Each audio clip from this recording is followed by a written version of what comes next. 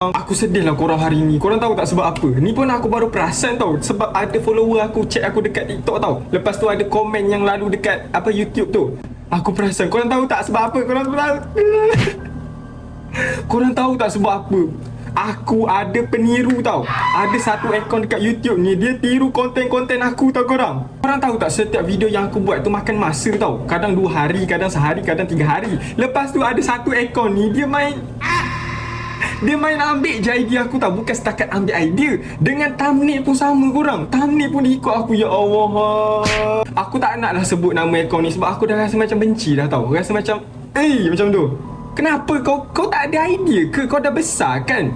Follower pun banyak masalahnya. Carilah idea sendiri. Kenapa nak tiru orang? So sekarang ni aku nak tunjuk dekat korang.